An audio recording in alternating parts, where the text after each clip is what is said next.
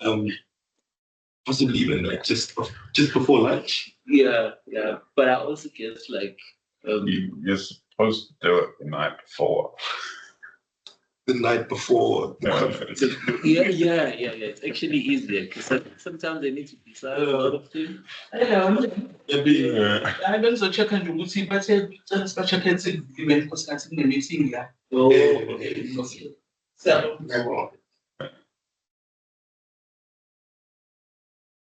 Okay.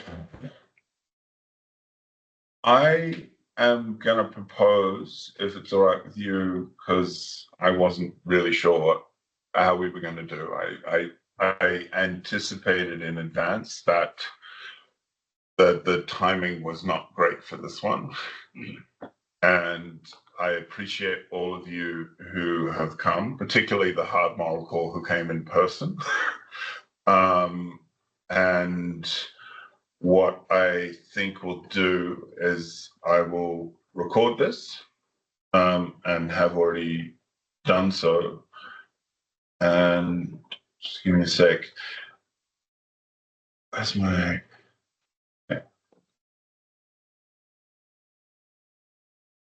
I will go through the conference. We will do a debrief and I will give you an opportunity to reflect on how it went and what kind of experience you have and just give a sense of how things work and we can talk it through. And then we will talk about next steps in terms of what it looks like to translate a paper that you drafted, wrote and presented into an article that can be submitted for publication. Okay. So those of you who are online, can I just confirm I'm mostly audible at this point? Everything is all good? We can hear you well now. Thank you. So I have to kind of apologize here. I was anticipating being able to attend the conference. I was actually listed as a speaker on the conference program. And I paid for the conference dinner and then proceeded to get incredibly sick and consequently did not attend any of the conference or the dinner. And I was kind of hoping to see at least some of you present, and that obviously wasn't something that I could do while being sick. So I've heard some reports. The reports I've heard from colleagues who chaired were, firstly, that the conference was very, very poorly organized and that there was a lot of uncertainty regarding who was presenting when and where, and that some people were actually removed from the program as the program was revised, and that created a bunch of complications. So if that's something people want to speak to, I kind of can address that. But then more broadly, I just like people to share how they felt it went, what kinds of experiences you had, and crucially, what kind of feedback you had to your ideas, and whether you felt like that feedback gave you a plan for how the paper might go forward further. So can I ask anyone who wants to share first, either online or in person, if you'd like to jump in? I just have a general point. Yeah.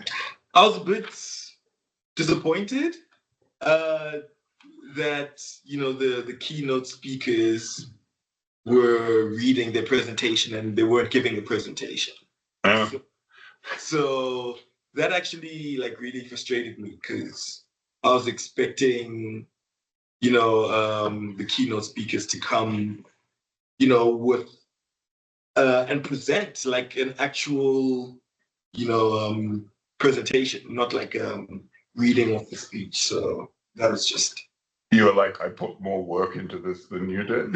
Yeah. It's like, what the hell? Or are you expecting at this point academics can engage as a performance type? Yeah, like make it a performance. Yeah. Yeah. Yeah. But your paper? Oh, with me, I was quite happy. I was quite happy with it. Sangilo was the chair, so I think he can speak more broadly tonight. Yeah. But like you had an audience, people asked questions. Yeah, You felt like you could answer them. I invited my friends. So if you didn't invite my friends, then it was probably going to be empty. Because it was after the AGM. Yeah. And so people were already making their way off to the dinner and like leaving. And the AGM took longer than it was supposed to. So I ended up speaking an hour, 15 minutes, past the scheduled time. Oh. So it really was poorly organized. Yeah, I think the organization was added more to how the days move, because I mean there was uncertainty on which panel you have to present on. So I think on the last minute they decided they were going to rework the program and send it on a daily basis. So today you will receive a program for the day. Also, who was going to chair? I mean, while we were about to begin, someone ran through and said, "Oh, I was told to come chair this session because there was nobody." So I was like, "Oh, okay." I was put into chair, and then it's like, "No, continue. I have to go prepare for dinner anyway." And then they left probably to go because it was already dinner was about to start because the AGM had took longer. So it was kind of like tricky, but I think all in all, some of the panels did work. I think the work spoke to each other. So yeah, but yeah, there was quite a lot of organizational issues. Yeah. I see 3 hands online. Can we just go in order and see how far we get? Sorry, where's mine? I now only see. I think Ulrika? I'm first. Okay, Ulrika, me. Yeah. Sorry, I'm jumping in because I think the person I can't see on the screen, but I think you were on my panel because I also was after the AGM on Thursday. That's why I put the Tsotsitaal. Were you on my panel? Sorry, I've forgotten your name. No, I wasn't. I was on another panel. Okay, because sorry, I just wanted to jump in and make sure that I came after you. No, because I tell you, Joel, yeah, it was poorly organized and the AGM took an hour. So we only spoke an hour later. And I think we had 2 other people that attended, one of which was a woman, and I attended her presentation. But what I was very disappointed because I felt that I'd put in so much work and I really wanted some engagement on it. We were doing the media representation. And we had, I must say that the panel that I was in was amazing. We integrated so well. And it was, stuff that I'd never thought about as well. So I quite enjoyed our panel. But as I said, poorly organized. It was really, really frustrating. And, I was just very disappointed that we didn't have a lot of people at our particular presentation. So that's from me. Thanks. Okay. Okay. Maybe I'll just go through. I'm just going to go by initials if that's okay, because I'm keeping my screen open. So I see BC next on the list. It's me. Okay, so my name is Bia. I presented on the second day, and because of work responsibilities, I could only come in the afternoon. So I do agree with everybody saying, and if you come in the middle, it was even worse because there was no place to register. It was empty tables. I never even found documentation or anything. I had nobody to speak to. Our chair was not there. Our chair didn't arrive on the second day, and I had no information about the dinner even. So I didn't attend the dinner because I didn't know what time. I had no information whatsoever. And I think in the era that we are in, you know, you can download the free app, and there's so many ways to communicate. I think it could have been done much better. What I also thought is, and something that I picked up is, I wish they can have somebody that can record it, because if you present and you can look back at your recording, it is so much easier for you to understand where to speak up, where to go slower, what to emphasize, and where to improve. But there was no such facility, so it can be a good tool. I think students will even pay for it. I will pay for it, to have a recording, not in vanity, but to know where to improve.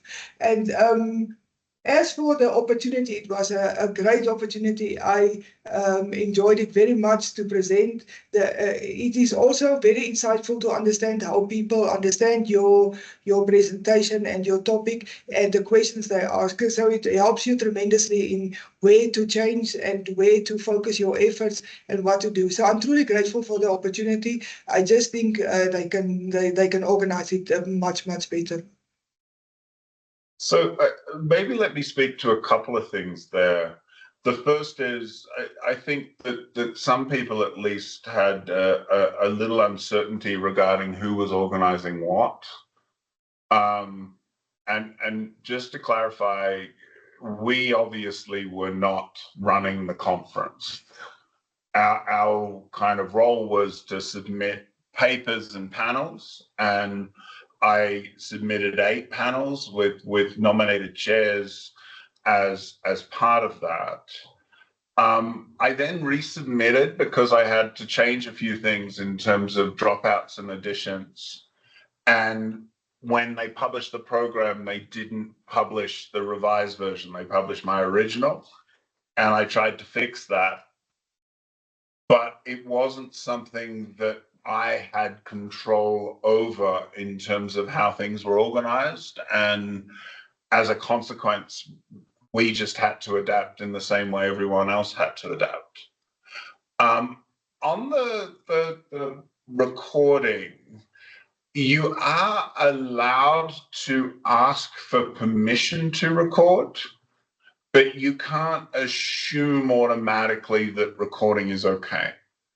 And that's partly because people are sometimes presenting work that is sensitive or confidential and they don't want to have a recording of. But also, the minute you start recording something, people begin to speak a little less frankly, or can speak a little less frankly. So if you want to record, you will be in a situation where you can, as a matter of ethics and protocol, need to ask for permission from the chair, whether recording is okay, and you should then kind of indicate to people that the thing is recording. You can't just hit record and kind of proceed accordingly. I see another hand. Hi, good afternoon, colleagues. Yes, I do agree with the previous speakers, particularly when it comes to the organization. But let me first of all begin by appreciating the moment and the opportunity that was afforded to us, Jewel. That is much appreciated. It came at a point when one least expected that to happen. So I'll take that as the editors present, and thank you for that, yourself and the team. Right, then in terms of organization, it's something that I will not dispute, and I will agree with the rest of the earlier speakers on that front. But let me deal with it from these 2 key areas. First, it was on the first day, I mean, it was difficult to even find the exact room in the building where exactly this conference is going to be held. And no one in the building knew about the conference, by the way, up until they started setting up a bit late in the morning. That's when we were comfortable that there's a conference going on. And again, right at the end of it, I mean, at the dinner, it made me laugh a bit, actually, that it seemed the organizers were also not organized in terms of the awards, because they even had to request people from the floor to nominate those who they think presented well. Kind of like, got me a bit worried. And I mean, I'm talking from a point that I've attended a few conferences. I've presented in some of these conferences that I've attended, and using that yardstick to measure the performance or perhaps the expectation that one had when going to that conference, it was disappointing. It was disappointing, but that is just on the one side of it, the negative side of it. Let's get to the positive side of it. It can all be disappointing through the 3 days. Wow, I mean, there were breakaway sessions that I attended in person. Yes, I presented in the first day, the afternoon, but I did manage to attend a number of other sessions, and people presented topics that one never thought of that people will come and present. I mean, it was quite interesting and quite eye-opening, and that was quite great. And again, the point that most of the participants were younger let me put it this way, younger scholars that are some just completing their masters or starting their PhDs. So it was quite marvelous to listen to their presentations, the confidence. Some were attending conferences for the first time, but it didn't show like, I mean, some there will still be that stage fright, being at the front by yourself and talking to people that you like, oh, these academics, you can ask difficult questions, blah blah, and yeah. But I think it presented quite a good opportunity from the positive side, quite a good opportunity for younger scholars to come and share their insights and what kind of work that they've been doing. And from the paper point of view, I mean, the paper that I presented, I'm still sitting here with it and do not know what to change, because the comments were not to that level that one expected, to be honest. They were much general. And it was just, comments of people seeking clarification or understanding of this or of that. So how does one put it now? Those were comments that were not of value add in terms of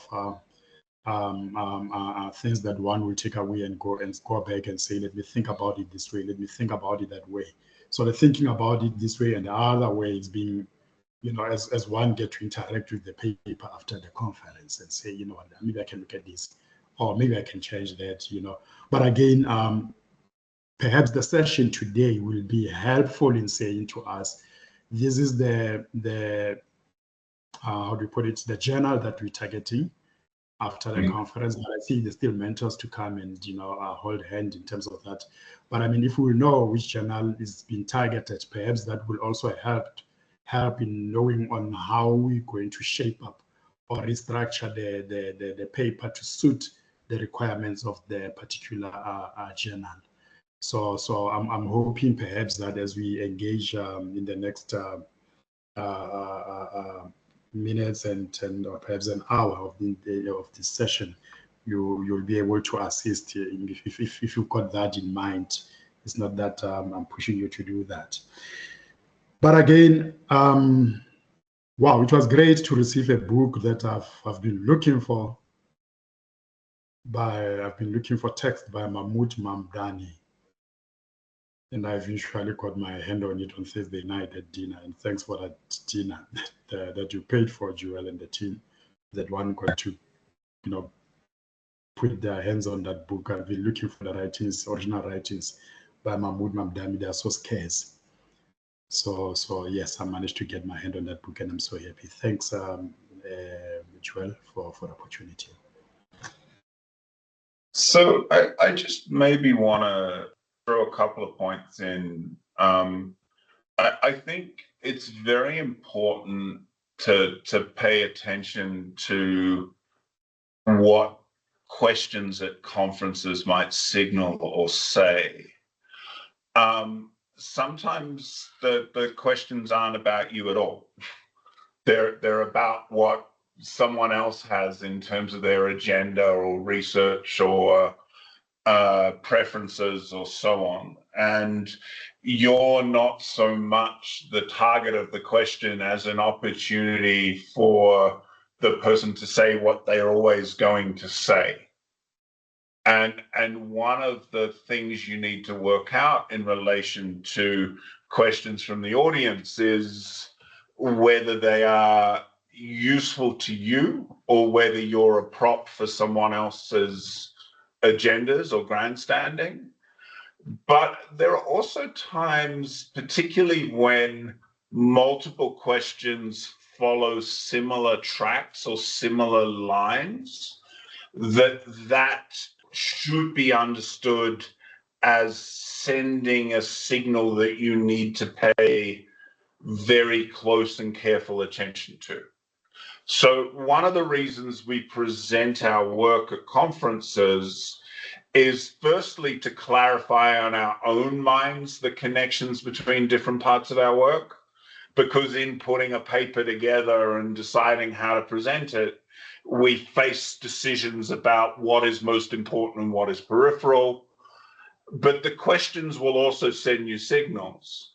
Sometimes those signals aren't clear because it's not about you, it's about the people asking questions. But if someone or multiple people in succession raise similar types of issues, it's often a sign that something is ill-defined or assumed but not explained, or otherwise set up conceptually in a way that people are not persuaded by.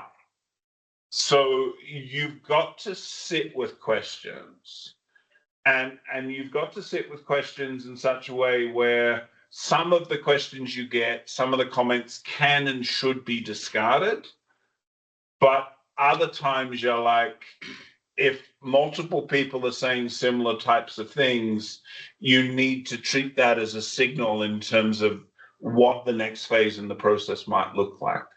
So I see 3 hands.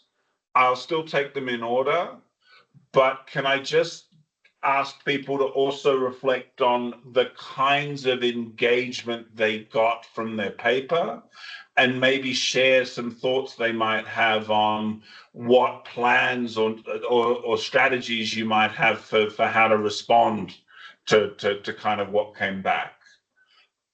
So here I see DM as next.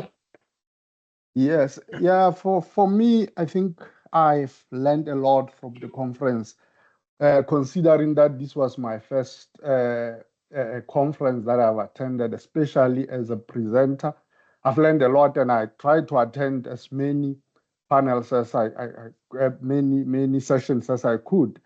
But coming to my session and the panel that I was in, and I was the first speaker there, and I'm happy that I happened to be the first presenter there, because the other 2 gentlemen, including John, who just spoken, were very good, were very brilliant presenters there. So I think if they could have presented before me, I was going to be really not, I was going to be worried or not even doing well, because they did good job in that. So what happened, coming to the question, there were not specific questions, as he said. It was just general question to 3 of us and comments that we attended to. But I think I was very lucky to be with such panelists that were very good, because really they actually make my work a bit easier, because they could respond to lots of questions. As I said, those were general questions. So as the first encounter, I think I've learned a lot. And as I said, I don't have reference to compare whether things where I thought this is the conference, it should be like this. And I learned from that incident. And I cannot speak much of my paper because there were no specific question coming to my paper, but it was general question to three of us, as it was three of us.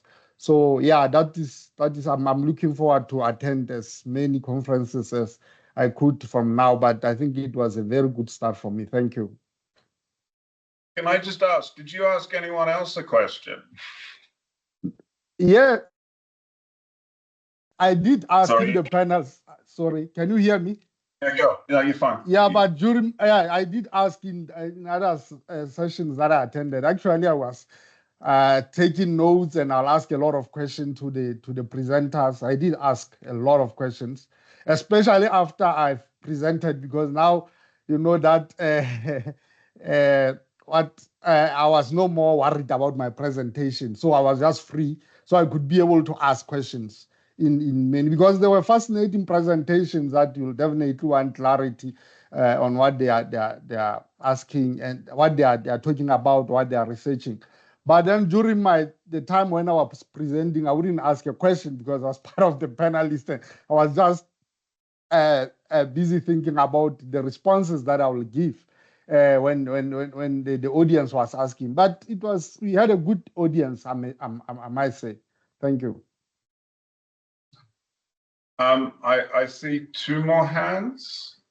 Is there anything you'd like to share? Can I ask, did anyone get asked to collaborate? Did anyone get asked to contribute to something, some other future project going forward? Hi, Prof. Hey. Am I audible? Yes, you're good. Thank you. Yes. So after my presentation, in fact, during my presentation as well. So, okay, before I answer the question that you initially asked, is it okay if I speak about how the presentation went for me and then go into that? Yeah, of course. Okay, of course. Cool. So when I think the conference that the workshop conference that you gave really helped a lot with calming a lot of nerves. Also like in preparation, because obviously I knew that I was just an honest student there, and PhDs, masters are all going to present. And then there was a lot of things that you said within the workshop that actually really helped, where you were like, if you get questions, it's okay to say like you will get back to it, or just how you respond to certain things. And then what happened was, I was actually so surprised that a lot of people attended our panel, because I thought, number one, my topic wasn't that interesting for some reason. And then a lot of people attended. And then the problem that I initially had was taking a 18,000 word dissertation and then making it into 5,000 words. And then how do I extract like all the important points from that? And then having the 5,000 words and then making that now into a presentation. So my problem really was time, because I think we only had like 15 or what minutes. And then when I printed out my presentation, I realized I was sitting with a 10-page presentation, and I didn't know how I was going to do this. And I obviously didn't want to fly through things. But when I eventually did it, it went well. I would say my presentation went well. And a lot of the questions came towards my presentation. So obviously there was 3 people on the panel, but everyone was asking me questions. And then I took it as a good thing. And while the others were responding, I was able to write down the questions and really think about it. So I received a lot of questions based on my presentation, how I came about the topic, how I brought culture and identity, and then I brought it to politics and elections, how I was able to do that and why I was able to do that, and also the province that I chose, and how it was quite interesting that I chose that specific province. So a lot of questions were coming to kind of my dissertation, which was very, very good, and I was able to answer it. And then from those questions, I received, actually in the presentation, I was asked to speak to someone afterwards because they want to take my research further. At the dinner, I think someone from I can't remember what specific country, but also told me that they're working on they're working on a book, quite similar, and asked for my dissertation, and they feel as if my dissertation can help them. And I think that really stood out for me. There was a few people, I think 3 people asked me to send my dissertation to them. And yeah, so I think I had a really good experience. Okay, that's kind of fun to say. I need to say here that there's no moral or social consequences attaching to having a good or bad conference. I think it's sometimes the case you can present a very similar paper to 2 different audiences and have radically different responses. So you have to be really careful, and this is hard to do when you're just starting out, to not treat something not happening to you that happened to someone else as a sign or signal that you've done something wrong.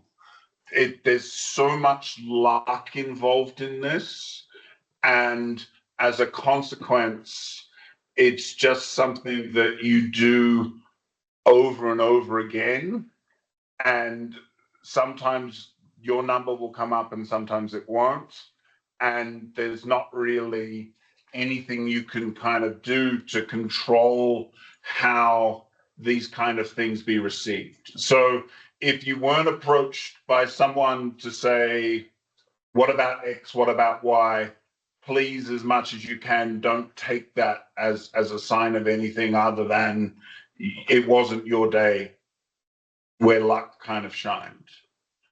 At the same time, I do just want to briefly talk about invitations to collaborate. And I want to do it in 2 ways. Firstly, it's always good to talk. It's always good to kind of have conversations and go, yeah, I'd be interested, send me this, send me that. Take things further as a possibility. But a lot of invitations and conversations about collaboration are not going to amount to a serious proposal. So for all of you, encourage and promote and indicate that you're open to having conversations about a potential publication. Someone's putting a panel together at some other conference. Always promote and see where that goes. But you only commit at the end, not at the beginning. So it's good to talk, but talking doesn't commit you to write for anyone. Talking doesn't commit you to go to the next panel. Talking does not contractually obligate you to take things further.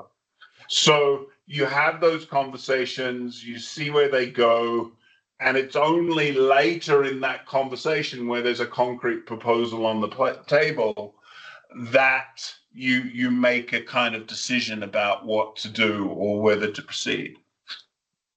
The second point I'd make here, and this particularly applies to people who are still building and setting out in their careers, a lot of the time the thing you have that is of most value is your primary research.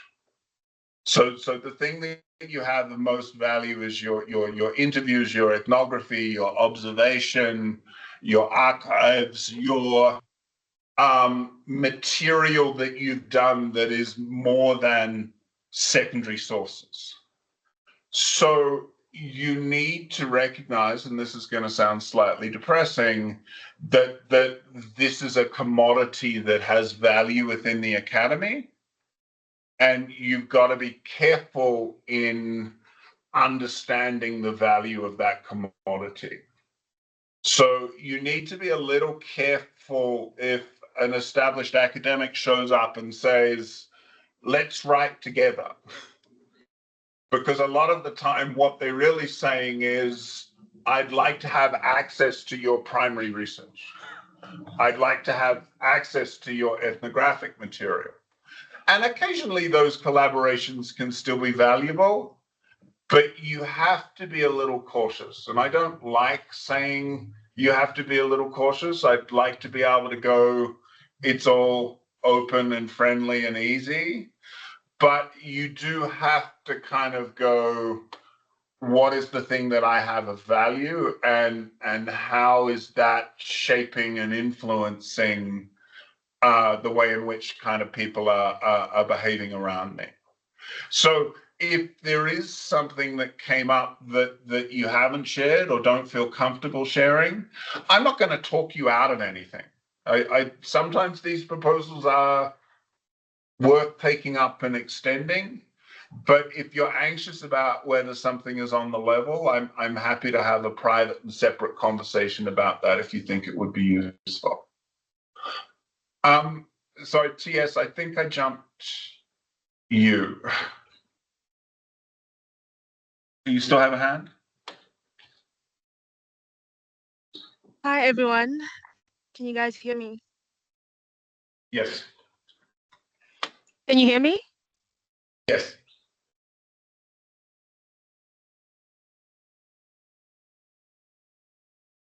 Hello? Now we can. Hello, we can hear you You can't some of the time. Yeah, we can hear you now. Oh, you can hear me now. Okay. So I'd like to, first of all, thank you for the opportunity to present. I had such a wonderful time. I met so many people from Brazil, from Germany. I connected to a lot of people. Like I took everyone's email address, everyone's cell phone. I made good friends. That's all I can say. And I'd like to thank Dr. Hilton That's White, fantastic. who was the chair. Can you not hear me still? No, you're fine. You're fine. Keep going. Oh, okay. Dr. Hilton White just facilitated a great environment. I felt so comfortable. At first, I was super, super, super nervous, but he just calmed me down and I had a great time in my panel. So, in terms of the questions, I got good feedback, and the questions that I got mostly had to do with my methodology and whether I was biased in my purposive sampling. So that's something that I'm now looking at, but there's nothing that I can do because I already did the research, I did my findings, I did my limitations. So yes, I had a great experience. That's all that I wanted to share. Oh, and Okay. people were interested in finding out if I had published already. They didn't want to collab, but they wanted to read further on my work in terms of body image and body politics, beauty politics. So I enjoyed That's that. fantastic. Yeah. That's really good.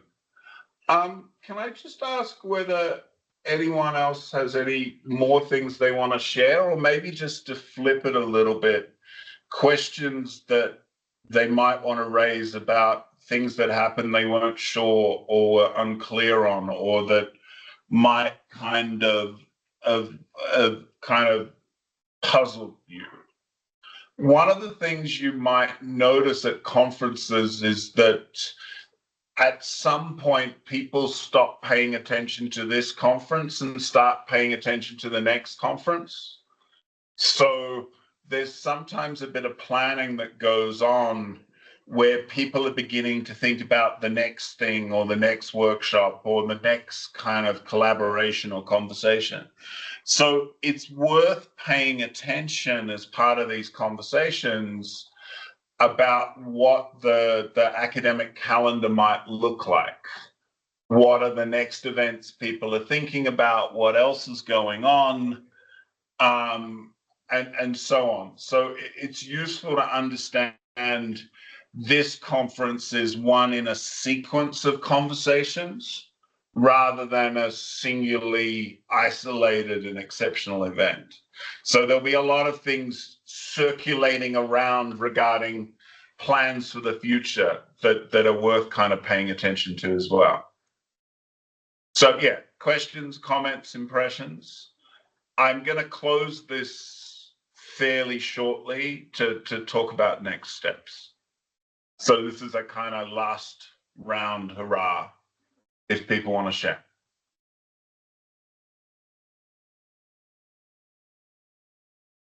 You okay? Nothing else?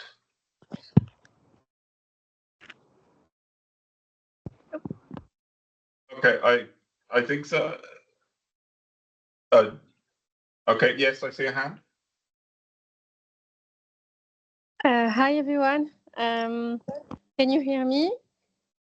Yes. Okay.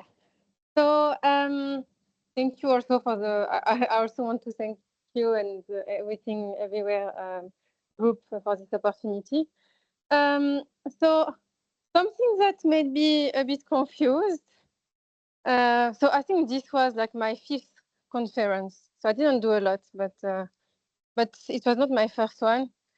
But yeah, I don't know if it's, I don't know. I mean, something small, but it made me confused. It's the organization in terms of timing.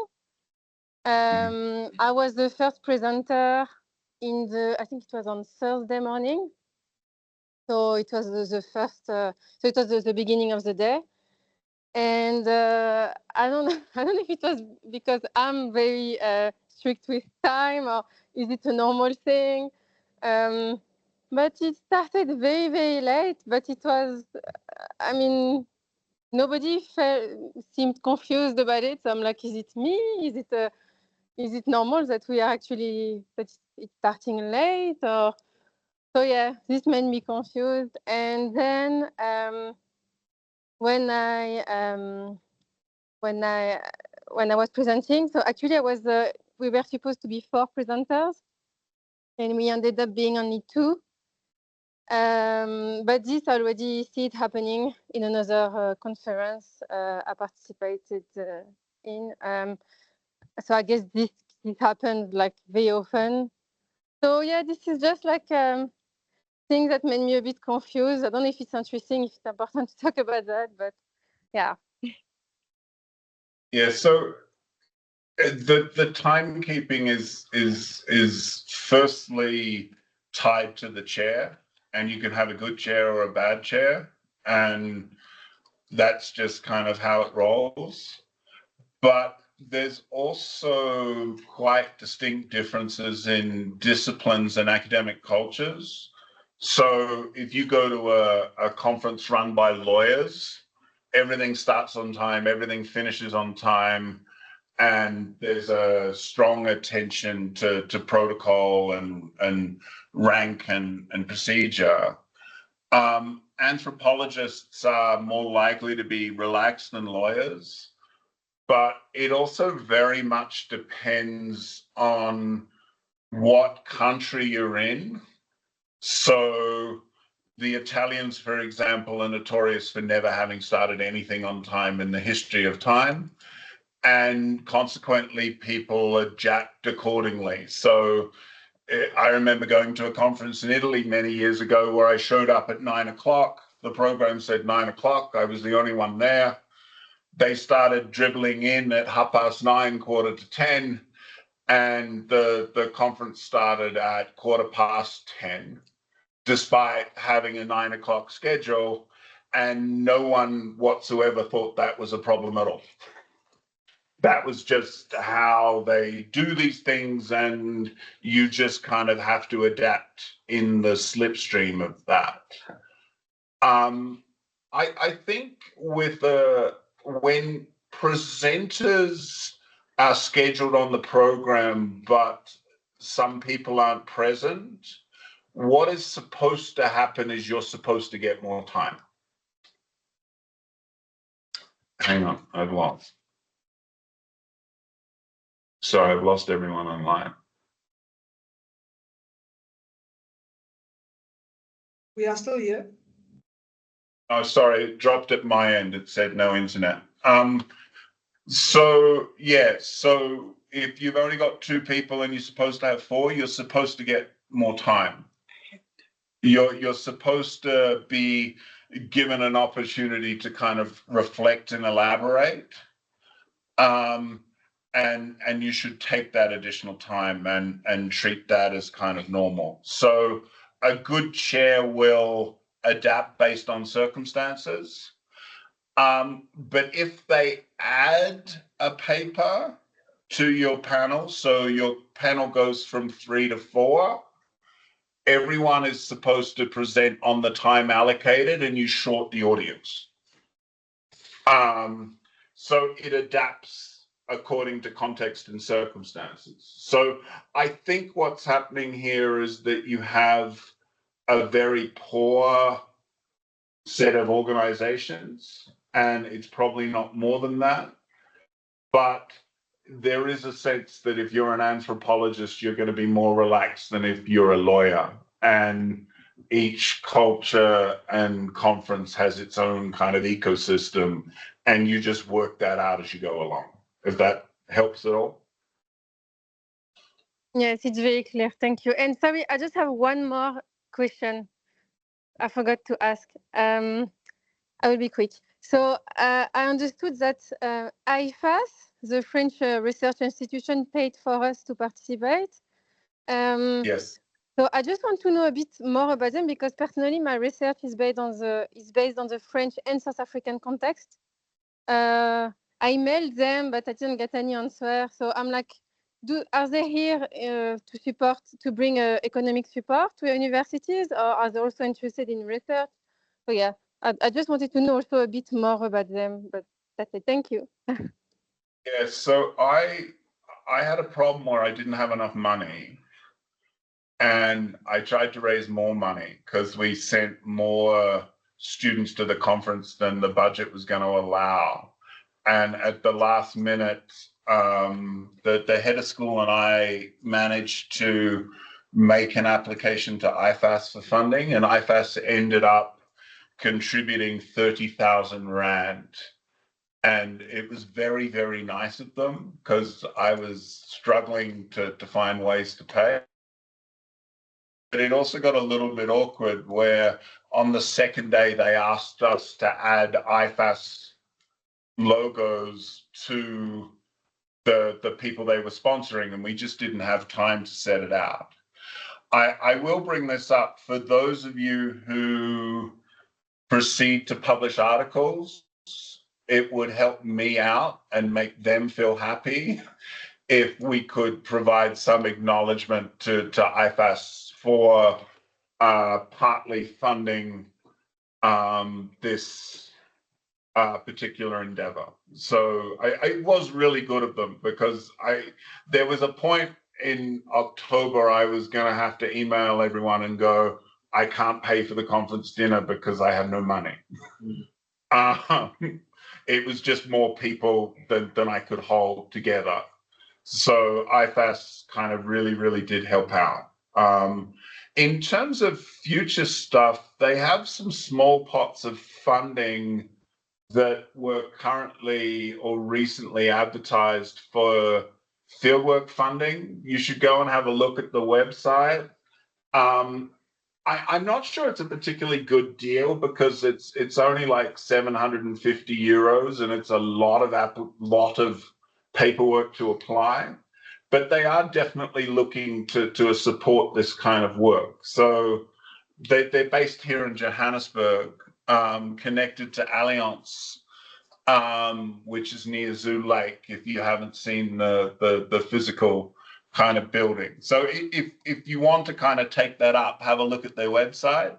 But this wasn't an open call we applied for. This was kind of sideways backdoor connections. And I was very, very pleased when they came through for us. Okay, so I'm inclined to leave that there unless there's anything super, super urgent. And what I want to do in the time that remains, and I should pay attention to time, I don't really want to have this run past about 1:30, is I want to walk you through what the next steps of this project might look like. So, sorry, just give me a second.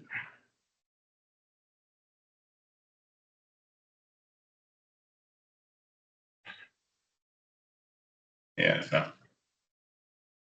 Okay, if you need to speak and you're online, I can't see hands. I can't find a way to set this up properly. Okay, so For some of you, this will be the final phase of the project.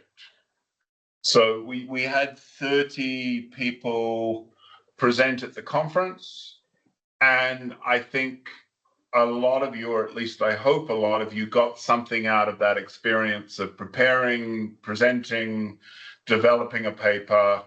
And I think, to be open, I understand if you decide this is the point where you get off the bus and that you value the experience and you're not necessarily looking to publish your paper now. But it may be that you look to publish it later, or it may be that you look to present your paper at another conference and then develop it down the line for publication. So I am saying at this point, you are not obliged to take this next step. It's optional and open to you. At the same time, however, having looked at the papers, I think that many of you should seriously consider trying to move from a conference paper to a draft article. So I'm going to talk you through the next steps in what that process might look like. And I need to firstly caveat these remarks by saying that the publication bit, the having an article bit, is where the disciplinary identities and markers and expectations become much stronger. So at the moment, so far in this process, we've kind of gone, it's a history conference, everyone can come. It's an anthropology conference, everyone can come. We're holding the door open. We're trying to engage in a situation where we're giving advice and instruction to people, irrespective of disciplinary background, registration, or identity. That doesn't work as well when it comes to publishing articles. And the reason it doesn't work so well when it comes to publishing articles is that articles are nested within distinctive academic and theoretical and institutional conversations. So there comes a point in this process where we can't give you general advice, but instead need to connect your project within a specifically disciplinary conversation and specific disciplinary process and pathway and expectations. So I'm going to give you a sense of how some of that disciplinary project works, and I'm also going to give you a sense of how the process works from a general perspective, but there's going to be a point where, and I'll talk you through the next stages, we need to have one-on-one conversations rather than group conversations. And that will be where we kind of end up in this process. So that caveat's important, but there's still some things we can say. Now, in the conference presentation component, we asked you for about 5,000 words. Some of you had a bit more. All of you need to be thinking for an article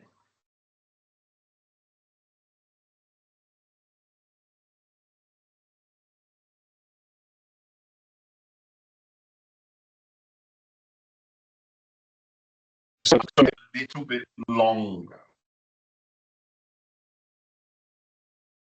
Can you hear me okay? Am I lost? Am I back? Am I audible? Can you please let me know I'm audible? Yes, we lost you for a bit, but you are back now. Thank you. So an article is generally 7.5 to 9,000 words, and it is inclusive of all of your footnotes. So the footnotes count towards the word count, and that means that when you look on the word count, when you pick it up here, you need a word count that includes footnotes and endnotes in terms of what the word count looks like.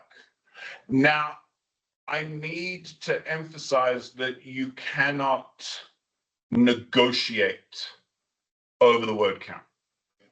The journals are unforgiving and inflexible when it comes to word counts, and that's because they have allocations from publishers in terms of how much words they can have per issue. And as a consequence, you just have to treat these word counts as inflexible. Now, some of you will be thinking 7.5 to 9,000 is a lot. Many of you will be thinking, I'd like a bit more. There are some journals that will give you more. You can go up to 12 in some of the bigger US-based journals. But those kind of journals are much, much, much harder to get into. And as a consequence, for these purposes, we're going to suggest that there's a hard cap of 9,000 words, including footnotes. The next question you have to face, and it's not a question I can tell you the answer to, but it's a question that you have to think through on your own, is what discipline and subject orientation does my article have? So this question becomes slightly existential, but is also instrumental. Am I a sociologist? Am I a political scientist? Am I a development specialist? Do I do human rights? Am I an anthropologist? These questions are absolutely crucial at this point in the proceedings. Because if you are a political scientist and you are looking to publish in a political science journal, there is a strong expectation that you structure and organize your references, your literature, your theory, and the conversations that you engage with around that disciplinary identity. So publication is in part an answer to the question, what type of scholar am I? And what type of project is this? Now, there are several ways you can answer this question. One is, I do politics, I do law, I do drama, I do African lit. That's my discipline. But there are also thematics within the field which do not fit neatly within disciplines. So to give you a classic example, a bunch of political scientists do development. A bunch of sociologists do development. A bunch of anthropologists also do development. So there's interdisciplinary themes that cut across individual disciplines. Good examples of this are African studies. African studies is not one discipline, it's a combination of a bunch of different disciplines comprising people who work on Africa. Human rights is not a single discipline, it's a place where a bunch of different disciplines get together to talk about rights. Development, political economy, labor, and then there's things like global governance, where it's kind of politics IR, but it's also a whole bunch of other stuff thrown in as well. So in thinking about where you might publish your work, this is the point where you begin to make decisions about the who am I question. Is this a human rights paper? Is this an anthropology paper? And so on and so forth. Now, some of you will find this question really easy to answer, and some of you will go like, shit, that's really hard. I'm not quite sure what to do with that. Part of the challenge you face here is that the vast majority of you work on South Africa or South Africa related issues, and disciplines are not quite as strong in South Africa as they are in other parts of the world. So there's quite a lot of overlap between South African history and South African sociology. There's quite a lot of overlap between South African anthropology and South African sociology, which means that there are times where you ask, what literature do I work on? You'll find that the historians are referring to the same people as the sociologists, who are referring to the same people as the anthropologists, because some people are relevant in more than one discipline, if that makes sense. So there's kind of giants of South African studies and scholarship that everyone is going to cite and engage with. That being said, you need to have a sense about what is the home location of your project. Okay, what is my discipline? Where does it fit? And there's two ways of beginning to think about where do I fit.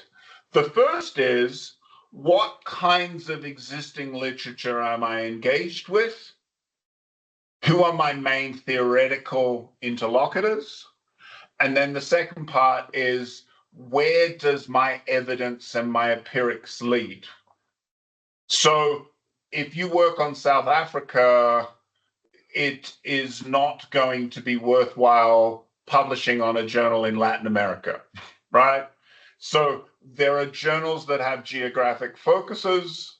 Most of the time you throw out journals with geographic focuses that are for other parts of the world. So work out your discipline, work out whether you're interdisciplinary, and if you're interdisciplinary, you need to work out where that might leave you. Your full article should be around 1/3 literature review and 2/3 empirical content. Now, I need to caveat this and go, this is not always and automatically the case. There are different configurations in different disciplines, and also different configurations depending on the nature of the project. But for your purposes, you should be thinking, here's my introduction, here's what I do, here's my topic, here's why it's important. This is what the literature says. Now, you all have literature reviews, or should have literature reviews in your conference papers, but here you need to go back and go, given that I want to publish this in a sociology journal, given that I want to publish this in a development journal, given that I want to publish this in a gender journal, how do I recalibrate the literatures that I've engaged with so it is speaking to and within the disciplinary audience I want to reach by publishing this article? Now, one of the best ways of dealing with this issue is to go and find journals that are in your discipline, or go and find a journal that you are thinking it would be good to publish in, and go and look at what they published recently. So journals quite like it when you cite their own shit anyway, but in citing stuff and engaging with authors and arguments that exist within the kinds of journals you want to target and engage with, you're signaling where you're grounded and who your people are and who you're speaking to. So this is the first big addition you need to make when it comes to revising your conference paper. You need to take the paper you've written and convert it into a paper that speaks from and to a set of disciplinary conversations and conventions. So you're needing to elaborate on the grounding of your paper from within a specific vantage point. Journal articles do not operate from nowhere. They operate from particular vantage points, and those vantage points reflect the disciplinary context and the conversations that are taking place within that discipline. Okay? And then secondly, and I've definitely said this before, but I want to say it again because it really needs to be iterated. Journal articles are evaluated based upon their distinctive contribution and argument. So you need to have an answer to the question, what makes your piece distinctive and different and an advancement upon what is already out there in the world? So what is your distinctive argument and contribution? Now, contributions can take many forms. Contributions can be theoretical, contributions can be analytical, but for early career scholars, a lot of the time the contribution goes, here's some new shit that I discovered. Here's some people I interviewed. Here's some ethnographic observations I made. Here's a close and careful textual analysis of a legal case that just came out. So a lot of the time your contribution is your evidence. But you can't simply go, ha, here's my evidence, because your evidence is not self-executing, it is not self-implementing. It needs to be connected to an analysis, a line of argument, a contribution, and so on and so forth. Okay, so we want you to revise your conference papers. We want you to revise your conference papers to make them slightly longer, but we also want you to revise your conference papers with a view to more solidly embedding your paper within a specific disciplinary conversation and identity. Now, I'm going to give you some examples of how this works in practice, and I'm going to give you a bunch of journals that you can begin to think about as potential targets. Okay? So I'm going to give you guidance on the disciplinary side of things as we go along. But before I do that, I just want to pause because I can't see the chat. Now I can. I just want to pause and give people an opportunity to ask questions at this juncture in terms of how this might look in terms of your own projects or things that you're unsure or uncertain on.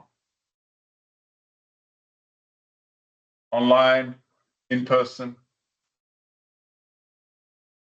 May I please ask how difficult it is to get published? Yeah, is it, do you stand the average chance or more towards the difficult side or yes, just the average feel? Okay, I will talk you through that. Thank Okay, you. I will definitely talk you through that. That is coming. Thank you. Other issues regarding some of this stuff. I'm going to walk through specific journal stuff that's coming next. But at a general level, questions or issues? If I may confirm, I heard the impression that this was going to be some special issue. So I just want to be sure that we have the liberty to choose any journal that we want. This is not a special issue. Okay. And the reason it's not a special issue is that I cannot thematically line you all together in a way that makes any kind of coherent sense. So a special issue of a journal is, so I just sent in a special issue of a journal. It's on gender harms in higher education. So it's coming out next year in the South African Journal on Human Rights, and it's a special issue. And what makes it special is not that it's like better than a regular issue. It's that it's thematically organized around one set of common questions, which is, bad shit that happens at universities. So all of the articles in that special issue follow that thematic orientation. And there's no way in hell I can identify a common thematic orientation across all of the different projects that you guys are doing. So, there's no thread. Some of you are aligned together quite well. I think that the panel Hilton chaired was a nicely thematically coherent panel, but I can't add the education papers to that. It doesn't make sense. So what happens here is you guys are encouraged and given guidance to submit papers to journals that fit your project. We are not going to do the editorial work of combining all of these papers into a single submission. You're just doing too many different things. Does that make sense? Yes, it does. Thank you. And I think it makes it more special, the facilitation and the grooming we're getting out of this. Thank you. Just to be clear, I don't want to groom anyone. No, sorry, that's a terrible joke, but yeah, still holding to the position. Thank you, Gerald. Okay, no worries. Sorry, I didn't mean to put you on the spot. So, okay, where to publish? The where to publish question is a question that has many, many, many different layers.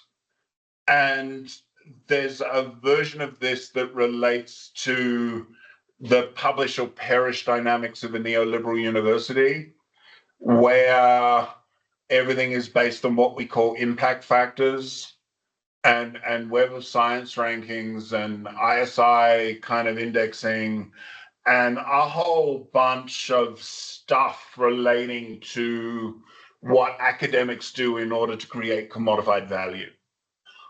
I am going to make a decision to advise you to ignore all of that shit for now.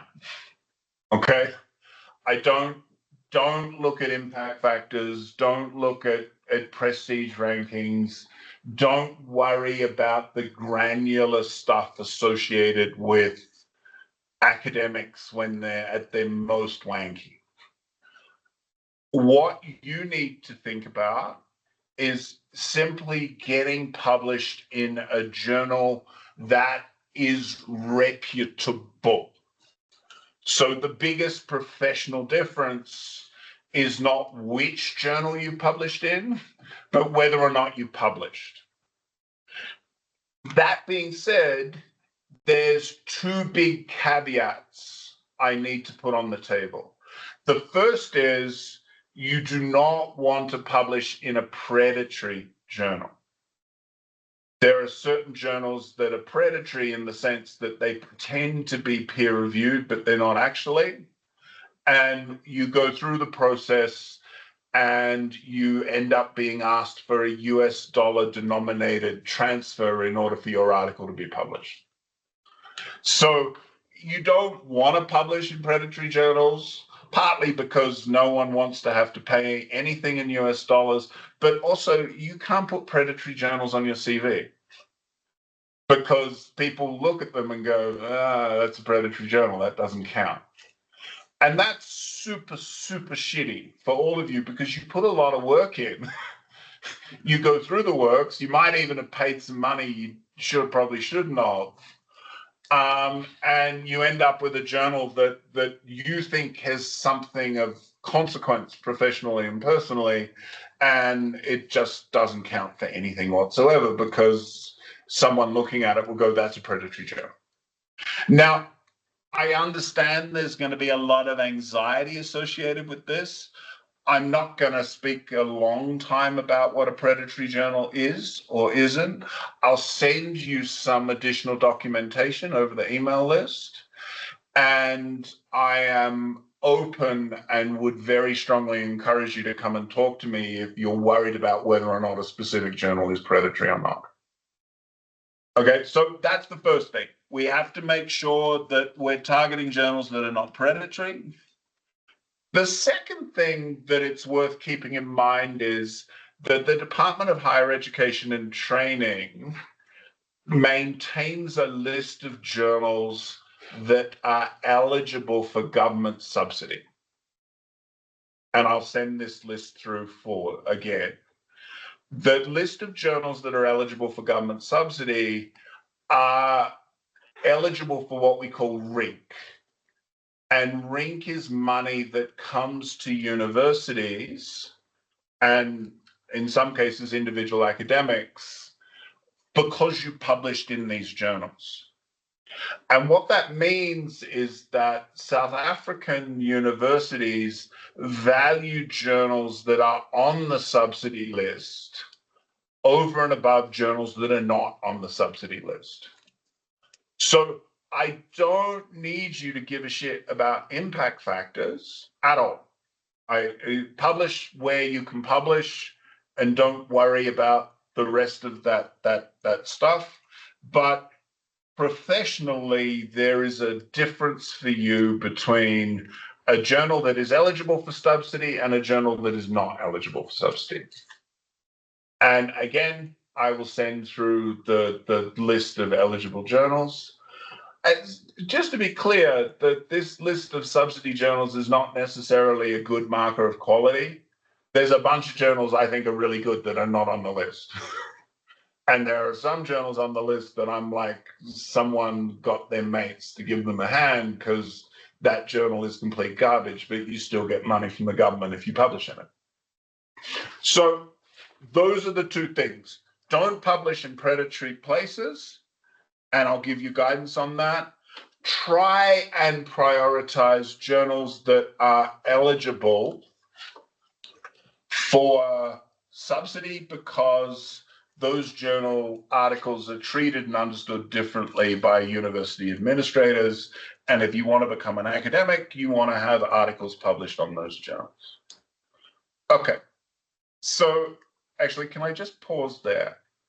Are there any questions regarding that aspect?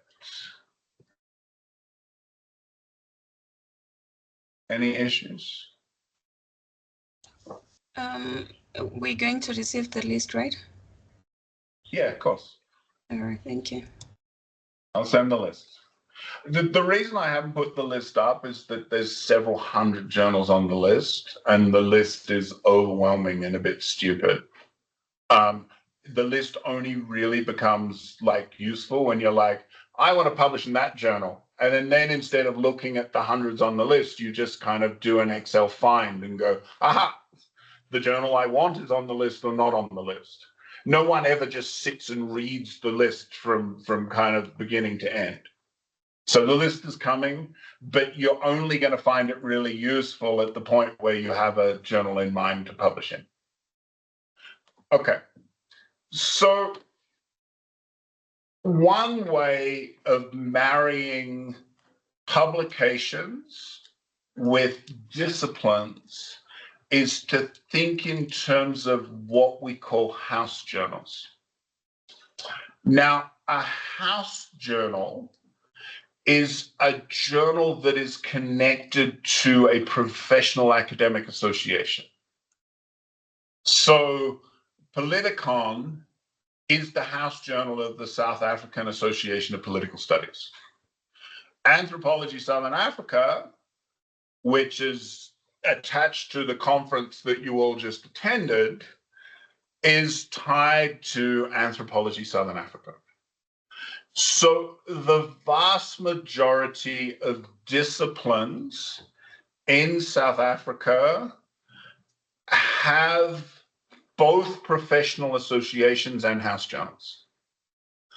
And that is the easiest marker. If you're a sociologist and you want to publish a paper that is on South African what, your obvious choice is the South African Review of Sociology. South African Historical Journal, Anthropology Southern Africa.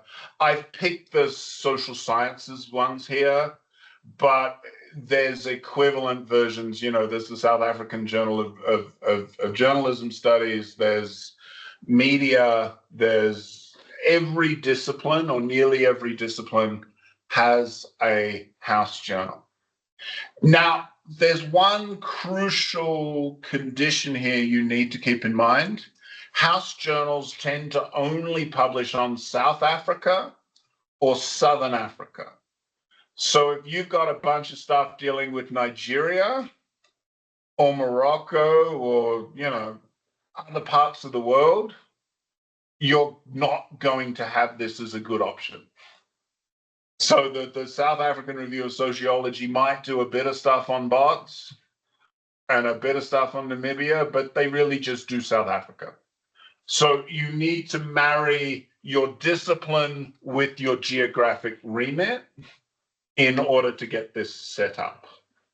So house journals are the ways in which we begin to think about places of publication.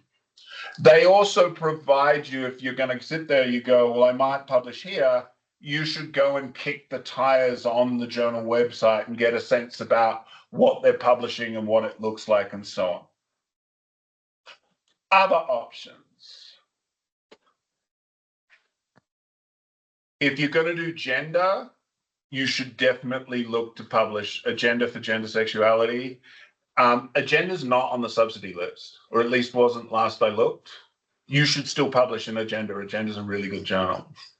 They do gender, sexuality, issues associating with kind of queerness and masculinity, and it's a really solid option if they're the kinds of things you work on. Transformation is a journal that deals with South African politics and history. It's edited partly by historians, but also by political scientists and sociologists. Social dynamics, actually, let me deal with that one in a sec. So agenda is gender, transformation is politics and society. African studies is a good option for a lot of you. Actually, let me pull it out. Yeah, here we go. So African studies is a non-disciplinary journal. Remember we said that there's certain concepts that exist outside disciplines, but are at the intersection of multiple conversations. African studies is a really good example of this. The other reason, so let's have a look at this. African studies, it's the journal. If you're interested in a journal, you should go and play around on their website. So about this journal, interdisciplinary journal, welcomes a bunch of different things. So it's telling you they're open. Editorial board.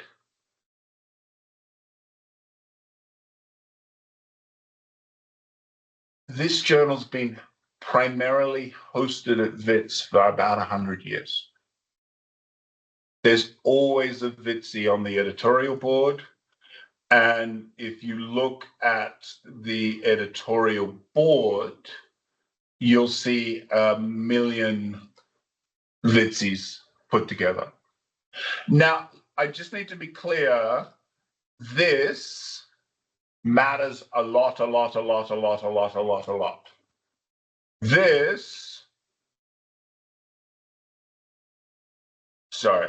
This does not matter very much at all. So the editorial board is very, very rarely engaged in the day-to-day operations of a journal. It's just a bunch of people who are often former editors or otherwise illustrious careers. Editorial board does bugger all. I'm a member of a bunch of editorial boards, and like sometimes we haven't had a meeting of the board in like 5 years. The editors matter a lot. The editorial board does not matter at all. Okay? So, see the same South African Review of Sociology about this journal, aims and scope. It's the official journal of the South African Sociology Association. It's a house journal. Editorial board, not a Wits journal, but a South African journal. Again, editorial board does not matter at all. Now, we're looking at two journals. This bit is key. Submit an article. Instructions for authors. About the journal, blah, blah, blah, blah, blah. I'm looking for one thing. Word count. So not every journal will have the same word count. So these guys are 7,000 to 10,000 words. Always includes footnotes, always includes endnotes. Submit an article, instructions for authors.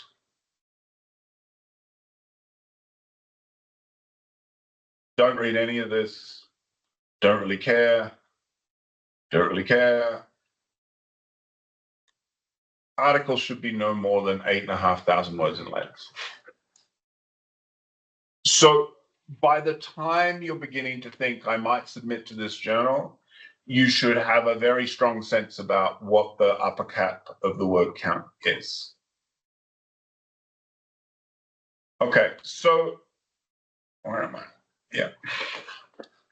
So you check the word count, you check the editorial board, you look for a sense of what they've published lately, and you're asking yourself, are they house journals?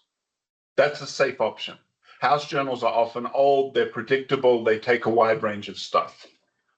I've included here Review of African Political Economy. Review of African Political Economy is a journal that some of you should very seriously consider publishing in. It's extremely good, it's well edited, it's now completely open access, which means anyone can read it. And I think they do a really, really good job.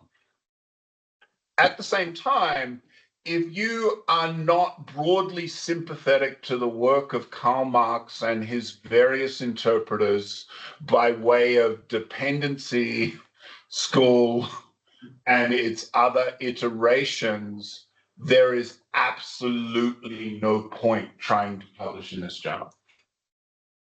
They have a line. They're known for that line.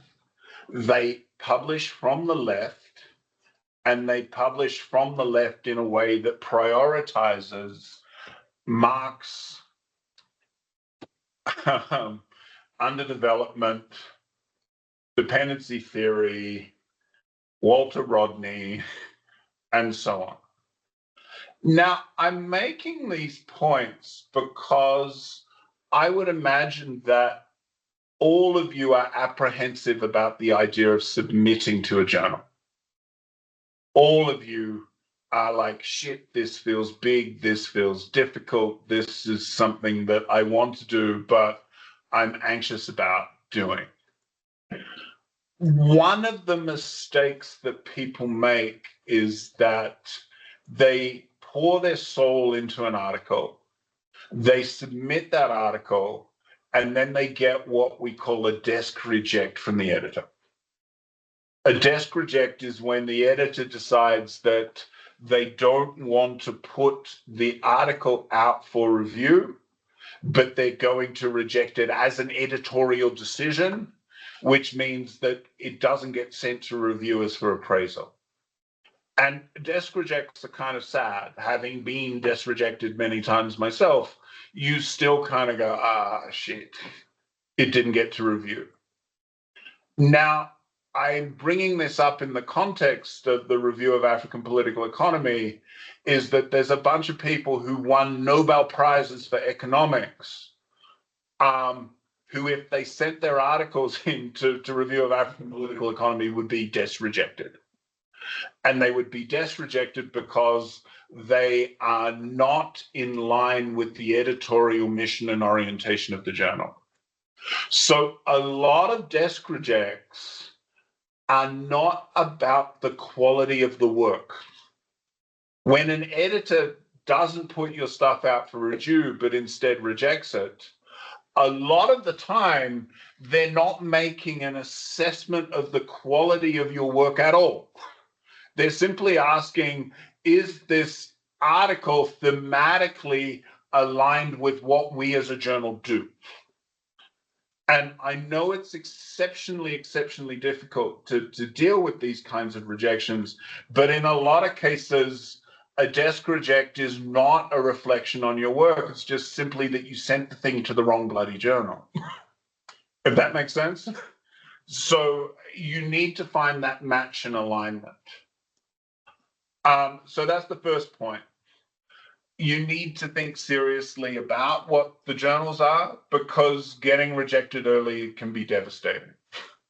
That's why we're going to assign you to mentors and work you through, and so you can kick the tires about what a good submission looks like. Now, I've included here a couple of examples. So these are the house journals. You're a political scientist in South Africa, you can publish in Politicon, Anthrop, and so on. If you work on gender irrespective of discipline, you can publish in Agenda. Social Dynamics is included here. It's not an South Africa specific journal. It's a general journal that publishes on topics all over the world, but it's an interdisciplinary journal that is very good at developing and cultivating original projects by early career scholars. So journal editors do not want to reject you. They take no pride in rejecting you. They want to be able to publish your work. And in some cases, editorial teams and journals become known for being very supportive of early career scholars who are looking to publish. So I've included Social Dynamics because I think that they have a history of being good and supportive of early career people who want to publish. I would also very strongly encourage a lot of you to think about the South African Review of Sociology, because they have the same kind of orientation. I would be less confident with the South African Historical Journal. I think they hold the bar quite high and they're quite specific. So there's a lot of options in journals. I've only given you a very small selection of journals. There's very many more journals that I could have given you consideration of. What you are looking for when you submit a journal article are two things. You're looking for it to go out to review, which means it's been sent to other academics to get their thoughts and opinions on.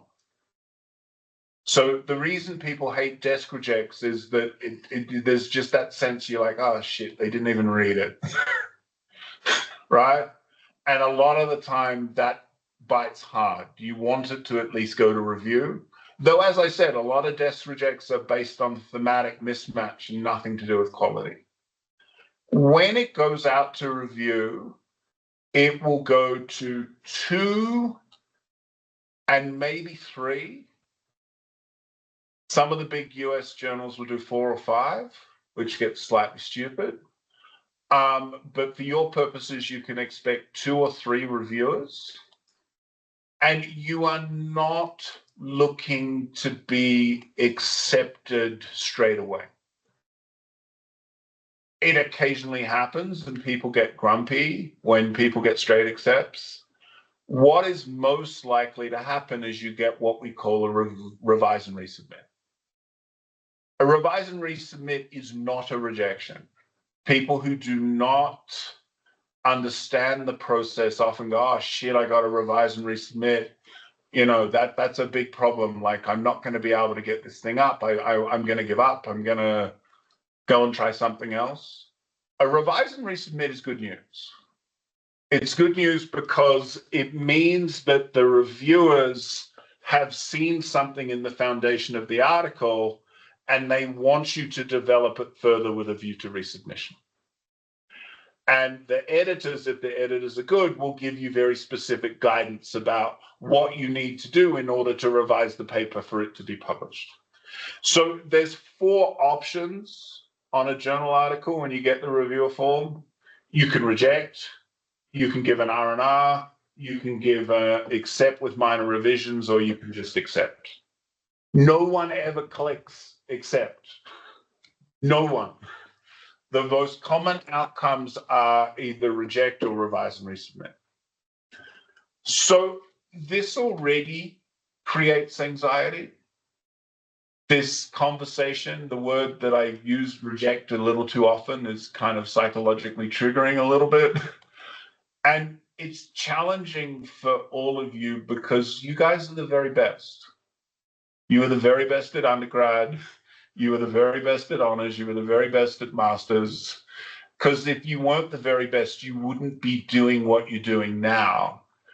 And it's confronting to have that flipped on your head where you're right at the top of the chain as far as students are concerned, but you're right at the beginning of a process of publication. And that transition becomes really daunting and difficult.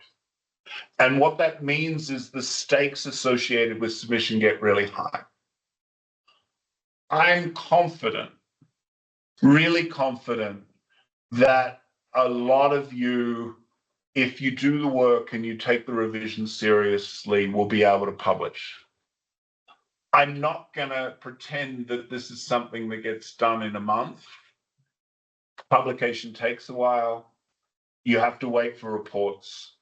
But if the foundation is there and you do the work, your work will be published. Can't guarantee it, but the past track record of this project is such that I can point to a whole bunch of students, some of whom are now academics at WITS, who went through this process, presented papers, and eventually published articles and then went on to become careers. So if I thought it was so hard that I didn't think you could do it, I certainly wouldn't be masochistic enough to spend long periods of my life setting you up only for you to fail at this final hurdle. That would be stupid and that would be cruel. And I don't want to be either stupid or cruel. So I cannot guarantee publication, but I do think if you do the work and you develop it forward and you take the reviewer's report seriously, there's a very good chance that this will happen at the end. And I think it's also, to be honest, one of the most important things you'll ever do in your career, because people actually read articles when they're published. And you're always slightly suspicious that no one actually read your dissertations or anxious about how closely they read them, or like a dissertation is a very important thing that has a very anticlimactic finish. I can tell you when the articles are published and you see them online, we don't actually print them anymore. They're just online. There's a catharsis to that is different and distinct and better to the anticlimax of a master's or a PhD dissertation. So what does this mean? Final slide. I'm sorry I'm a little late. I won't be much longer. We, and I'm going to send this out by email as well, are going to give you an opportunity to revise and resubmit your papers, keeping in mind all of these considerations, the feedback you got at the conference, the presentation you made and the paper you drafted. We want you to put that together and we want you to send us something that you think provides the basis for an article draft. At that stage, we will appoint you with a mentor that is aligned with your expertise and discipline, and we will then take forward these projects as individual projects that will be developed for publication. Because it's here, to be honest, we begin to hit the limits of what we can say at a general level. We need to dive into the particulars of your projects. So I've given a slightly longer timeline here. I pushed it into next year, and that's partly because I am overwhelmed and incapable of responding to papers in December. But also, I think that realistically, if I set a December deadline, the chances are high that a lot of you will just decide it's a bit much at the end of a busy year. So we've extended this out, and I would like to hope that lots of you will take up this opportunity and continue with myself and other members of the team with a view to developing these for publication in the next year. Okay.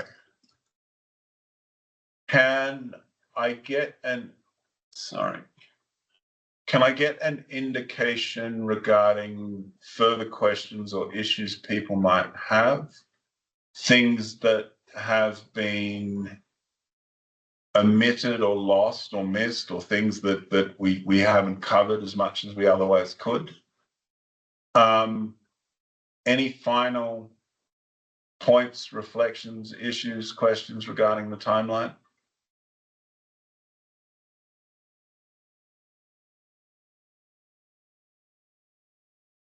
Are we good?